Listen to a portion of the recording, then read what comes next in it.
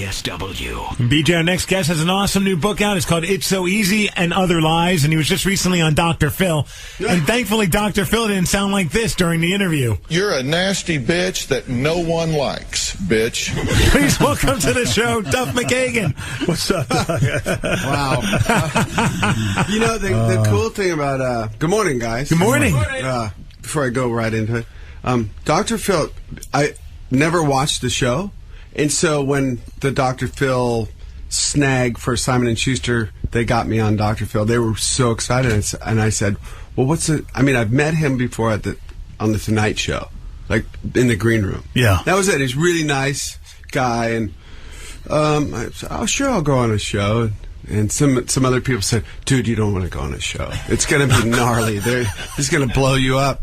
No. And actually, I said, okay, well, maybe I won't go on the show. And then Simon & Schuster freaked out. And you got it. This is for a book. And so I actually talked to Dr. Phil before the show, and he had read the book, and he was really into a particular message of the book, like my turning point. Yeah. And he was...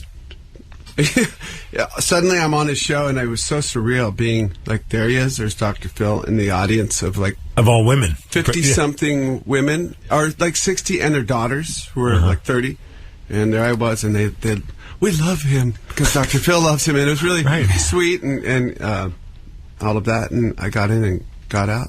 And unscathed for the most part. I haven't seen it, but I understand. Yes, it was great. It seemed like he really had a good time chatting with you. You look great on it, and I thought it was interesting how he said, I read the book in one sitting, and I get it, because once you start reading your book, it's like you don't want to put it down. It's just great stories, and it's just the way that you write everything. It's just so conversational. It's a great read. Well, thanks. Yeah. Well, I wrote it in sort of column lengths, like I write my columns for the Seattle Weekly.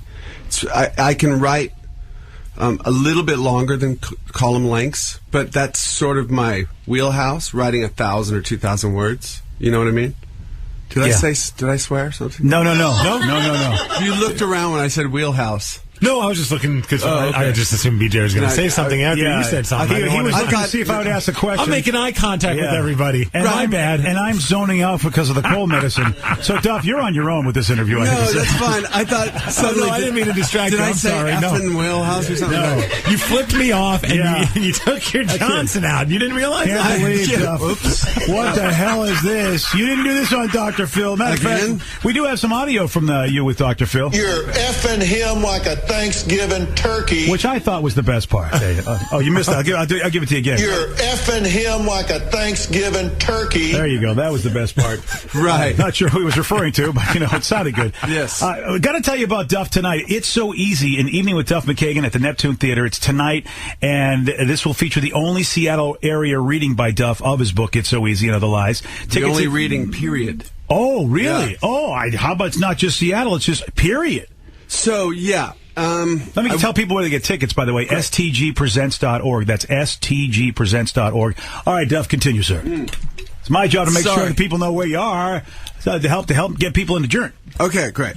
You know what? I just had 2 cups of black, strong coffee. So my mind is just all over the place. That's all right. I know how you feel today. I do. Yes. All right, so, Steve, we were talking about the fact that this is the only reading, which is really cool in your hometown.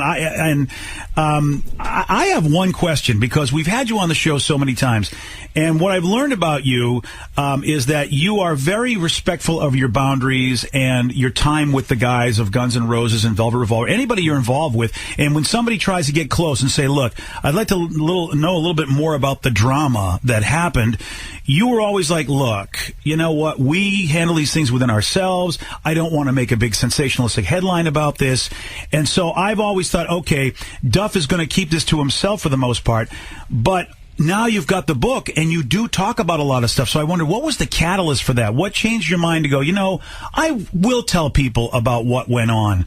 And that was the one thing I was just like, the catalyst. What made you want to do that? Well, and I do, to a certain extent, write about Guns N' Roses, and I tried to, as a mission statement, you have to use other people to tell your story, because you don't live a life alone, right? Yeah. And my story was my descent into basic insanity and my way out. That was the arc of my story, and that's what I kept in mind to writing toward.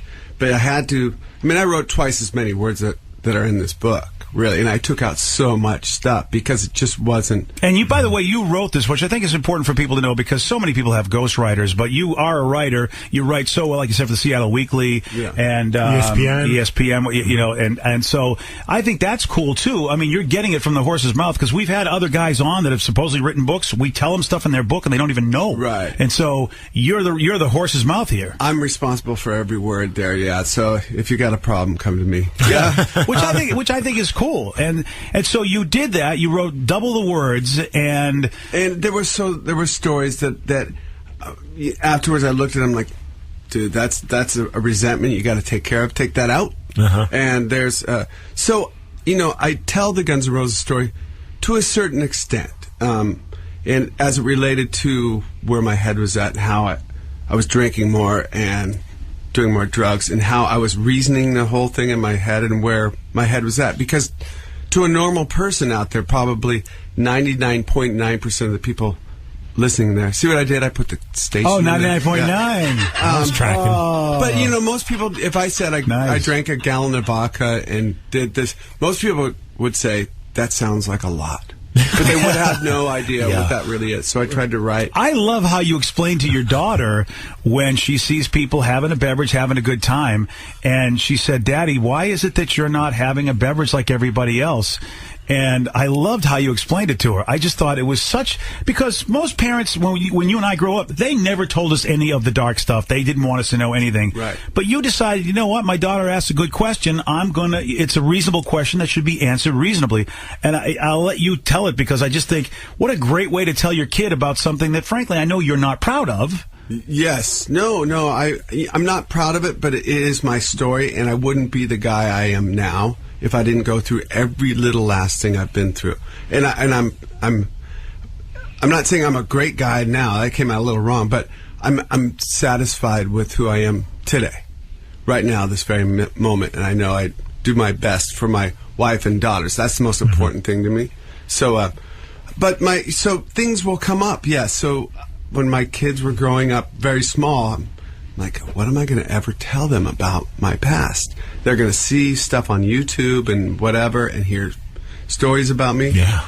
So my oldest daughter, when she was in 3rd grade, this is a bunch of years ago now, she came up to me and she said, Dad, I know, you know, when people drink wine, you don't drink any wine, ever. Why? And I was like, okay, here's the moment. I'm going to have to say something. And it just came out. I said, well, if I started drinking, I have this allergy. If I drink one glass of wine, I might have to drink another, and then another, and another, and then go to the store and get a bunch more, buy all the stuff they got, bring it home, drink that, and then I'll be upside down with my pants over my head, and then I might have to drink for a whole week and not sleep, and I'll be a mess, and you wouldn't like it. She said, you better not have a glass of wine. Very good. And that's it for her. You know, and the kids, this book, I was a little, you know, there's stuff in there that's pretty graphic. I'm like, what am I going to do? And I wrote a little letter to them at the end of the book. One day you may read this. Yeah. But right now, Grace, who's now 14, she read the prologue of the book. It opens at her 13th birthday party. So it opens current day, right? And so she was only interested in reading that bit. And there's a boy and girl who are kissing in the prologue at her party. And she goes, oh, you know what? They're broken up now. That was the biggest. And I said, what about the rest of the book, Grace? This book's dated now. Yeah, she goes, well, it's drugs and rock and roll and all that, and alcohol, right? And it's boring, Dad. Boring. So, you know, to them, they know my story to a certain extent. That's pretty fascinating that because that generation of child, because, you know, your kids and my kids are, you know, close to the same age. You and I are close to the same age. Yeah. So that they have grown up in a world where it's really not that big of a deal. And they kind of, for the most part, if they're well adjusted, they get by that. I know it's still a big problem in society for a lot of kids, but isn't that bizarre that they're like, geez, Dad, but that was kind of a stupid thing to do. It's so weird to think that they're saying that to you, where you did make a career for yourself. I mean, you were part of one of the best bands ever and very successful at it. I think Grace is now, who's 14, is now sort of becoming a little bit proud She wants to write. So I write. And she's kind of getting proud a little bit because of her friends at school, like my dad, you know. Only this year, a little bit, I've noticed, like, she's giving me some props, which is kind of cool. Yeah. You know? Not that I deserve prop, but, you know, as a dad, that's the one thing you, like, you want your daughters at the foot of your chair while you got your woolen scarf and your slippers on. And having a pipe. Waiting for sage advice, right? The Ward Cleaver moment. Yeah. Let me tell you what I've learned. Sage advice. But, anyhow, so the reading tonight... Which is it's going to be at the Neptune Theater. At the Neptune. STGpresents.org to get tickets. Still some tickets available. So at the reading tonight. Reading, right. With Duff McKagan. Which I'm really, really excited about. The Rainmakers are going to play behind me the whole time. Oh, so wow. It's music from my whole career. Everything from November Rain, Paradise City, early, like, Down on the Farm, the punk rock stuff. Yeah. To all, and the excerpts I'm reading from, playing songs that have to do with the excerpts, and there's video and pictures running behind. So video, it's like a soundtrack to your reading. That's really cool. There's a soundtrack, and it's live, and there's like a pedal steel guitar, and I'm really, really excited and pleased about this. The video that's going to be running behind me is some video that's never been seen of parts that have to do with my life, and Deb at STG has done a really wonderful job of making this thing look beautiful. And Martin's there running sound. Like, the whole gang is there. My nephew's doing the video, and so it's a family affair, and I've never heard of anything like what's going to happen tonight, and hopefully it's going to be as good as it is in my mind, and I just have to slow down when I read and not speed up through the whole reading. So I'm really nervous about the thing. I can imagine. The BJ Shea Morning Experience on 99.9 KISW.